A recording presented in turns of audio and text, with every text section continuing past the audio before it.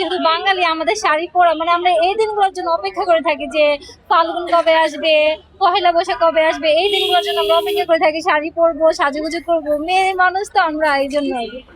আর হচ্ছে কি আজকে তো ঢাকা শহরে আর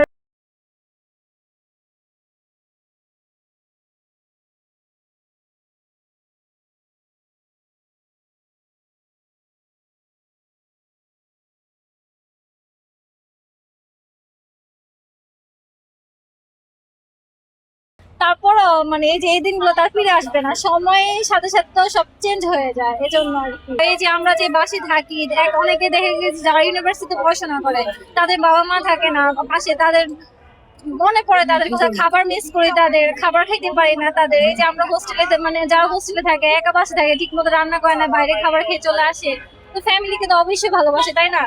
আর তাদের বাবা মা ভাই বোন সবার প্রতি একটা অন্যরকম বিদেশ থেকে আসে। আর যাদের বলেন বয়ফ্রেন্ড আছে গার্লফ্রেন্ড আছে, এখন এক একজনের মন মানসিকতা হচ্ছে এক এক রকম।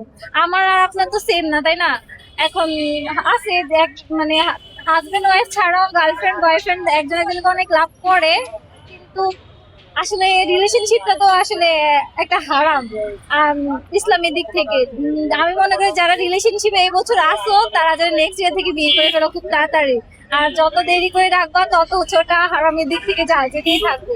তাড়াতাড়ি বিয়ে করে ফেলবা, ফ্যামিলিকে না জানায় বিয়ে করো, তাও নিজের নিজের একটা বিয়ে করে রাখো যে না নিজের নিজের ঠিক আছে জিনিসটা আর কি।